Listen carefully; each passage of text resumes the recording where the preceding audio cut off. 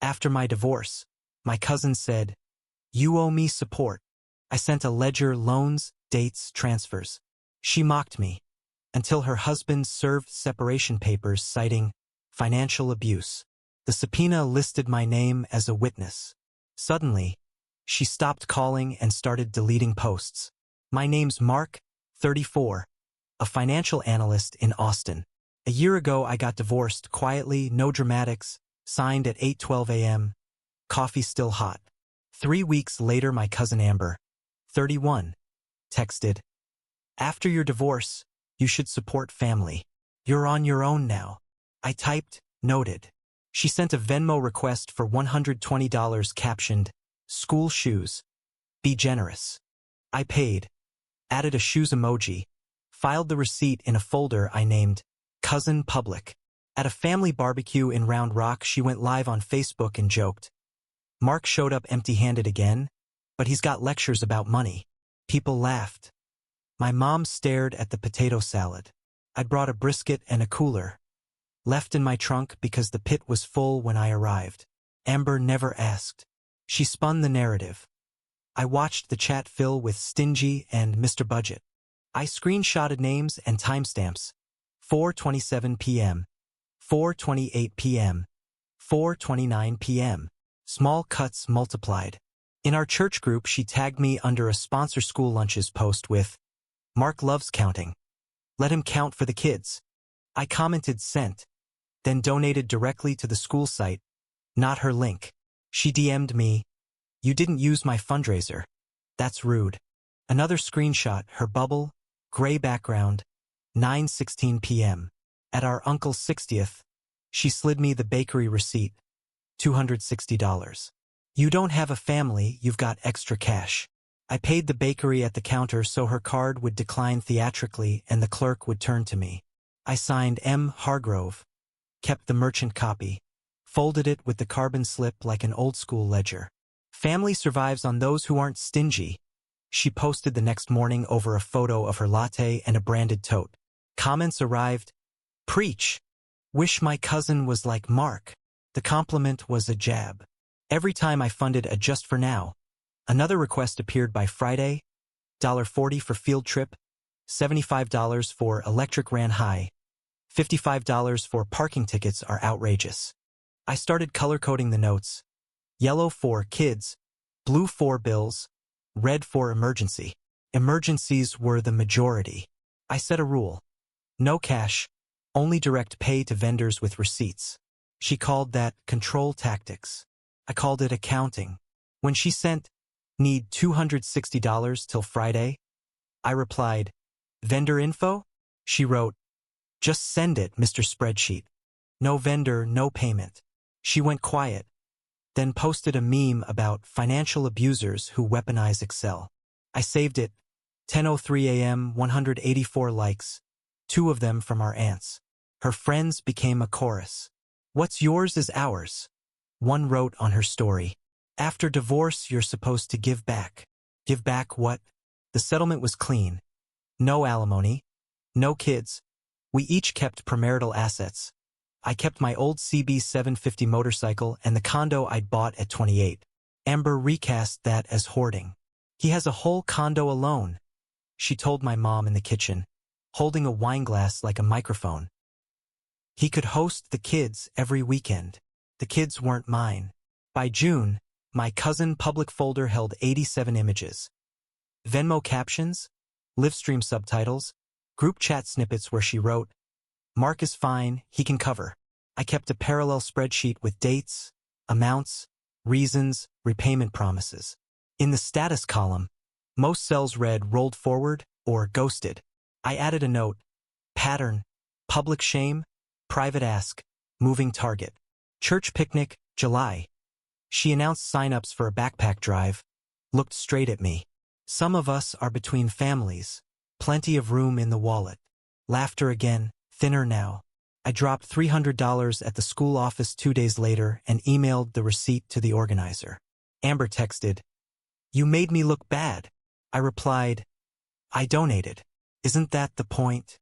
She answered with a single word, "Stingy." The final nudge that turned the pile of pebbles into a landslide came on a Tuesday night, 8:41 p.m.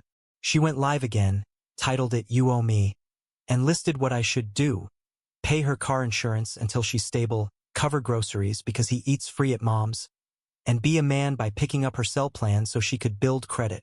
I watched the viewer count climb past 300, saw my name scroll in the comments like a ticker. I saved the whole stream using the platform's download link and wrote a line at the top of my ledger: public demand, escalation. That's when I decided the math had to change. When "can you spot me" turned into "you're obligated," I built the ledger. No adjectives, just cells. 17 transfers over 14 months, total $4,980. Dates, times, memos, rent, $800. Zelle, March 12th, 9:42 p.m. Daycare, $340. Venmo, April 28th, 1:06 p.m. Tires, $420. Recital sweater, $65. Cash App, December 3rd. Cat meds, $180. 7 separate, I'll pay Friday. I attached screenshots where she typed "promise," "swear," "done by Friday," with little blue hearts. At the top I wrote, "No interest. Propose $150 per week for 8 weeks. Remainder forgiven. Deadline, first Friday of next month." I expected argument. I didn't expect the laughter emoji and her story 10 minutes later. "Some folks think you can invoice family. Bless their hearts. A Sunday brunch," she performed. "Mark, did you send me an invoice? For what? Love of family." Plates paused. I said, "For agreements you wrote in your own messages." She drank from a glass she hadn't paid for and said, "Screenshots are for the week." An uncle chuckled. 2 cousins smirked. Then the shoe dropped. My aunt, her mother, tapped the table and said, "Amber, you promised him Fridays." Silence became a tool. I printed the ledger, slid it across. My aunt read like it was a church bulletin. "You told him, pay you back after taxes. You got your refund in March." Amber's face went flat, then hot. "Mom, you're embarrassing me." My aunt folded the paper, put it in her purse. That night, 8:14 p.m., Amber texted, "You've turned family into collections." "Fine. Collections get paid when I can." I replied, "Payment schedule stands. I'll document receipt." She answered with a photo of her kids on a couch and wrote, "Collect from them?" I screen captured, labeled it "Leverage Children," and closed the app. 20 minutes later my phone lit up.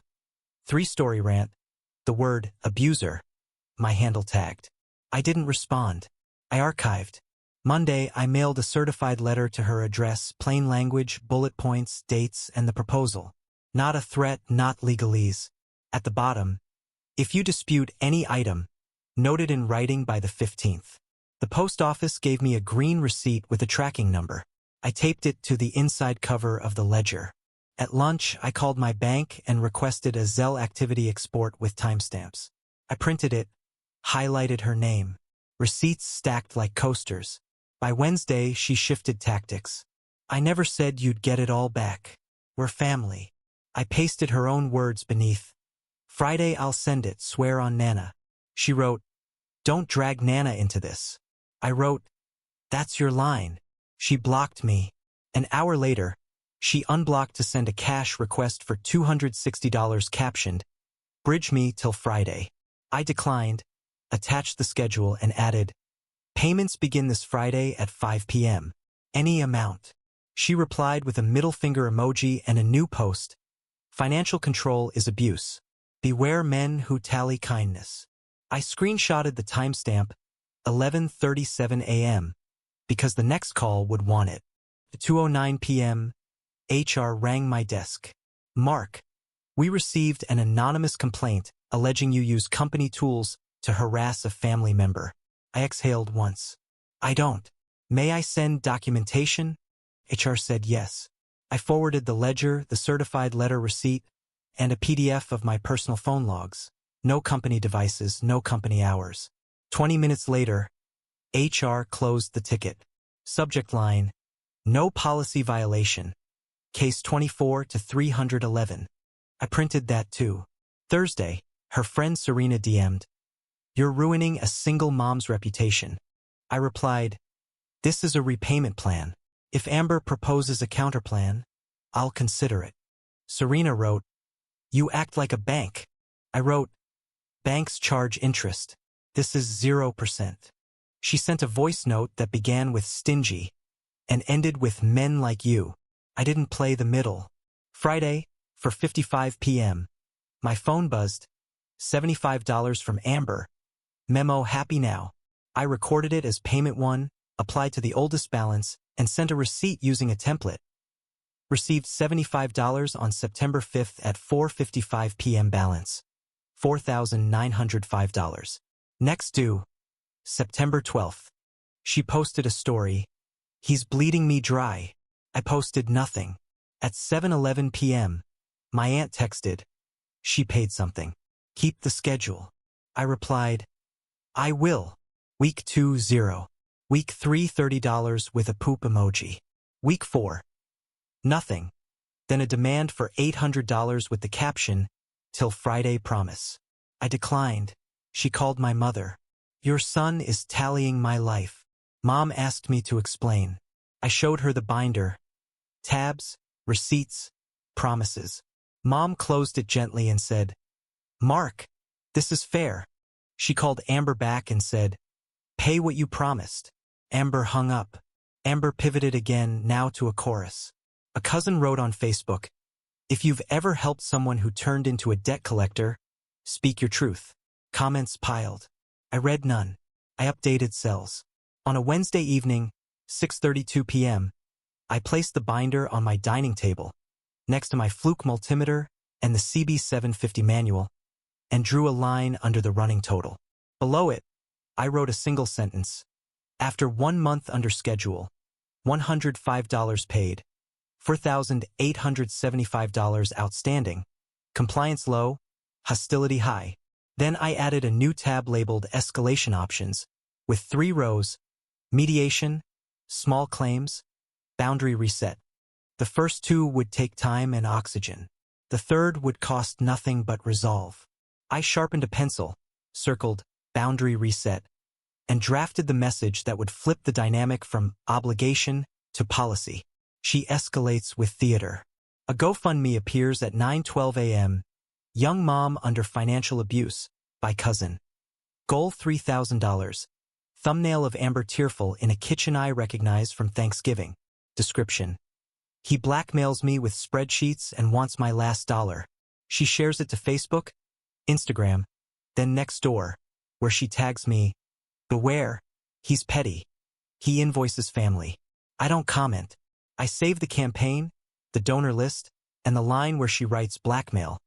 Then I paste a note in my binder, "Public smear, false claim." At the elementary school fall fair, she corners me beside the ring toss. "Wouldn't it be nice if our Mark bought lemonade for everyone?" Microphone voice again. I ask the student cashier, "What's the remaining cost for today's inventory?" He checks a clipboard. $186. I tap my card, get a printed receipt, and hand it to the PDA treasurer. "Apply to booth." Amber blinks, then says loudly, "Show off." I shrug. Receipts with the school. No photo op, no cash to her. She posts anyway. "He finally did something after being shamed," tagging me and the PDA. The treasurer replies from the official account, "Donation received. Thank you." I screenshot that too. 10:41 p.m. A number I don't have pings. "Zach, Cedar Park. Can we talk?" Her husband. We've exchanged exactly 6 sentences in 5 years, all at holidays. We meet at a diner that still uses the brown sugar caddies and laminated menus. He orders black coffee and sets a stack of papers between the ketchup and the napkin tin. "I got hit with the invoice attack." From her, he says, "Frozen cards. Bridge me till Friday. You're obligated." He slides a printout of his bank activity. Transfers from him to her, then to 3 relatives, then out to cash. Memos: Target kids, groceries, utility final. Totals make my $4,980 look like a warm-up. Why now? Ask. Zach stares at the Formica. The GoFundMe. I found the draft in her notes app last month. Same photo, same copy, before your ledger ever existed. She had the campaign ready. She added your name after you pressed for repayment. He hands me a screenshot. Timestamp July 28th. Caption run when heat comes. He takes a breath. And she's been using my card to pay her friend Serena back for cash, then calling it childcare. There is no childcare. My mom watches them free. He keeps going. She manages our household cash. I get an allowance every Friday. If I ask for receipts, they disappear. She Venmos relatives and calls it community support, then tells them I'm stingy and you're cruel. When I push, she sends, "You're obligated to provide, or I'll tell everyone you pressure me." He scrolls to a text. That exact sentence, blue bubble 11:02 p.m. He's been silent for years. A placid tech who fixes things and avoids conflict. Now he's cataloging. Why show me? Ask. He looks relieved that someone asked a normal question. Because you keep receipts. Because you didn't explode. Because the narrative she's building uses you as the villain. And I'm supposed to be the chorus. He taps the stack. I called an attorney consult. Tomorrow, 2:30 p.m. I needed a witness to the paper trail. Someone she can't spin as an abuser ex. Your family, but not her husband. Will you come? Just to sit and confirm dates if needed. I say yes. He exhales like a tire finally patched. We split the check down to the dime, his insistence, and he stops at the door. One more thing. She's been messaging your mom to say you harass her at work. If HR calls again, I'll provide a statement. I nod. Case number last time was 24 to 311. Email me if they need it. We exchange contacts. Back home, I open a new tab in the binder. Zach, Independent Ledger. I list his entries. July 15th, $240 groceries. Then $240 out to Serena 10 minutes later. August 2nd, $400 rent due. Then a GoFundMe test donation using her maiden name. September 9th, $90 field trip. No corresponding school receipt. I'm careful. I don't become his accountant. I just mirror his documentation and mark each as provided by Zach. With his screenshots attached and the diner receipt on top, timestamped 11:58 p.m. By morning, the GoFundMe sits at $1,410. Donor comments read like a choir. Men like that are dangerous. Stay strong, sis. Cut him off. I close the page without clicking. I write a plain message to Amber. Cease tagging me.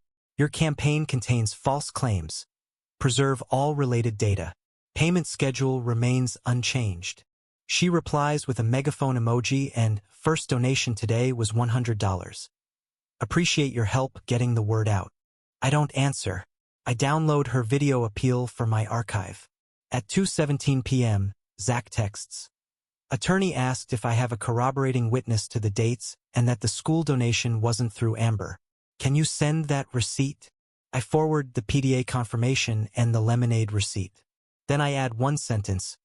Whatever you decide, keep clean lines. No cash, direct vendor, receipts. He responds with a thumbs up and a photo of his new folder, House Accounts. Divider tabs in neat blue. The dirt amber through public performative has weight on the internet. In a binder, though, it has edges and dates. Paper boomerangs. It doesn't scream. It lands. A week later, the door buzzes at 7:42 a.m. A process server holds a manila envelope like a pizza. Mark Hargrove. I sign and she leaves.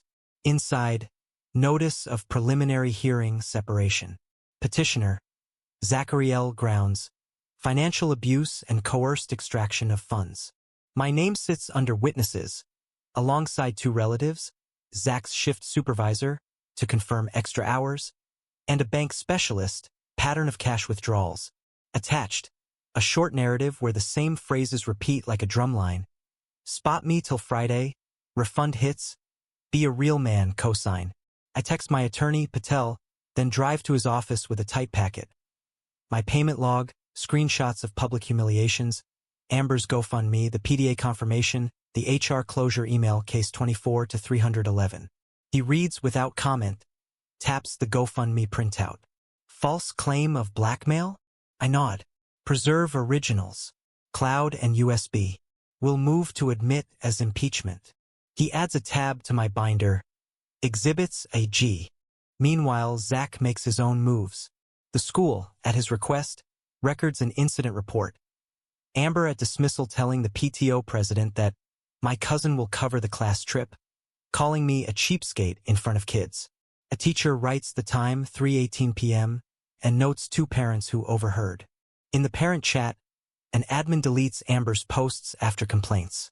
When feelings meet a record, the jokes stop being jokes. They turn into exhibits. Patel rehearses me. Facts only. First person, present tense is fine, but no adjectives. You answer the question asked. He drills. Question, did you demand repayment? I proposed a schedule based on her written promises. Question, did you threaten consequences? No threats. I mailed a certified letter confirming amounts. I offered to forgive the remainder after 8 weeks of payments. Question, did you use access to children as leverage? Never. He underlines never. Zach's attorney emails a subpoena dutses tecum. Bring records of transfers, logs, the certified letter, and any social media posts involving me. I label each with a sticker and a date. Patel adds a motion in limine, exclude character attacks not tied to the money. She'll try to spin you as a controlling cousin, he says. Paper beats adjectives. My phone fills with new silhouettes. Distant relatives message. We support Amber. A cousin writes. Courts are hostile. I reply to none. Zach texts. Shift supervisor will testify I picked up 6 extra nights after Amber borrowed for rent, and the rent never got paid. He attaches timesheets with his digital initials and a supervisor's note. Approved for OT to cover household obligations. The pattern clicks into place. Patel highlights the line, to cover household obligations. Discovery drips in from Amber's side. Her counsel files screenshots of my ledger headers as harassment artifacts, cropped to hide her promises. Patel smiles thinly. We'll introduce the full messages. He drafts a short reply. Context shows voluntary repayment commitments. Respondent proposed zero-interest schedule. No threats present. He flags the Nextdoor tag and the GoFundMe as prior inconsistent statements if she claims she never named me publicly. The night before the hearing, I sleep like a hotel guest. Packed bag by the door, suit pressed, shoes shined.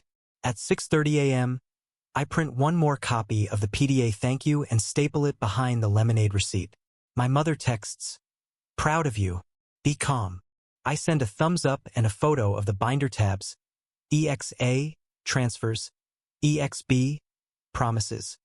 EXC, certified letter.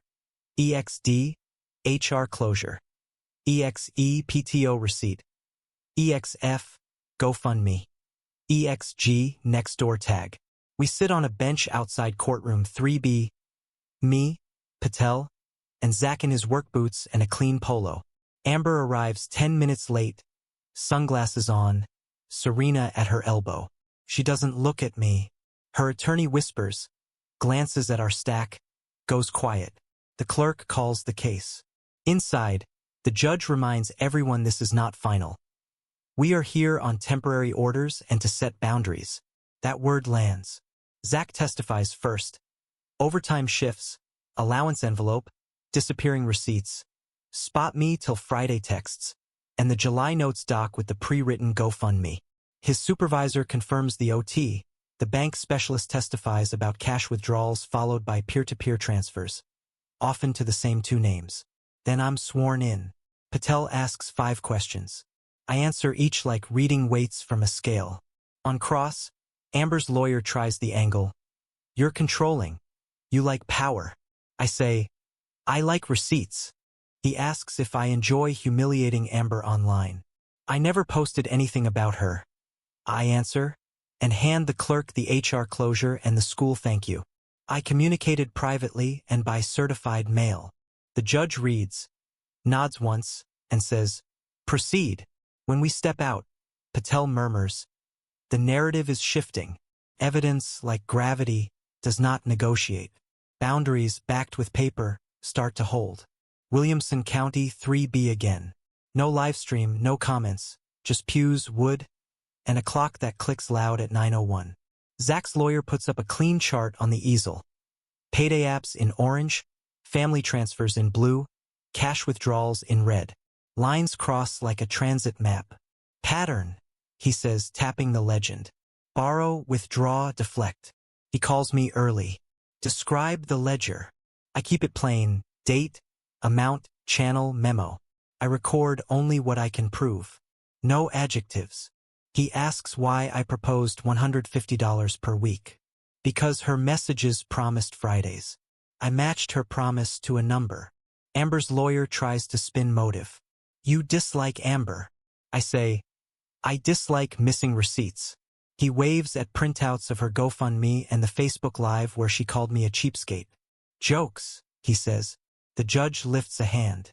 "We don't try jokes," she says. "We try conduct." Zach's supervisor testifies next. He took 6 extra night shifts to cover urgent asks so rent and daycare wouldn't bounce. The banker follows, neutral tone. Cash withdrawals occur within minutes of incoming family transfers. Funds move to 2 recurring peer accounts labeled Friends. Amber testifies. "It was community care. He's wealthy." Zach's counsel asks for numbers. She can't produce a single grocery receipt beyond one for $18.42. When asked about the GoFundMe line blackmail, she says she meant emotional pressure. The lawyer plays her video.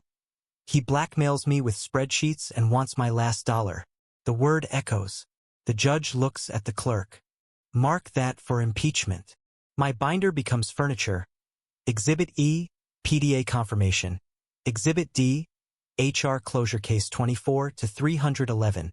Exhibit C, certified letter green card, and the print of her next door tag. The judge flips through slowly, thumb on corners, and says, "Mr. Hargrove, did you ever threaten to withhold support for children?" "I have no children with Ms. Amber," I answer. "I donated directly to the school and provided receipts." She nods once. Amber's lawyer tries a new path. "Isn't it true you enjoy controlling narratives?" I say, "Numbers aren't narratives."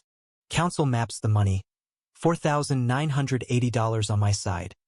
From Zach to Amber, $8,740 over 9 months. From relatives, at least $2,100 across 4 aunts.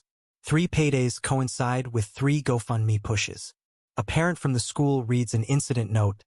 3:18 p.m. Ms. Amber asserted her cousin would pay, called him a cheapskate in front of students.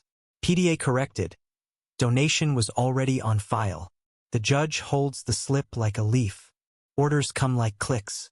Temporary exclusive use of the Cedar Park apartment to Mr. Zachary.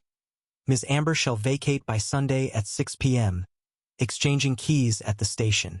Next, all household spending through a transparent family account with view-only access to both parties. No peer-to-peer transfers over $50 without receipts. Then, Ms. Amber shall enroll in financial counseling and provide proof of attendance. Last, no social media posts about the case or named relatives until final ruling. Violations may be sanctioned. She looks at Amber. This isn't about shame. It's about boundaries. Silence after. Papers rustle. Amber whispers to her attorney. Serena dabs fake tears with a napkin from a purse that still has a boutique tag dangling. Zach stares at his boots. I exhale through my nose and cap my pen. The judge sets the next date and adds, almost conversationally, "The court appreciates contemporaneous records. Everyone here would benefit from fewer speeches and more receipts." Outside, in the hall, Amber glides past and mutters, "You did this." I say, "You wrote Fridays." She flinches like the word has edges. Zach's lawyer shakes my hand. Firm. "Your testimony plugged the holes," he says. Patel smiles without showing teeth. "Keep doing what you've done. Quiet. Precise."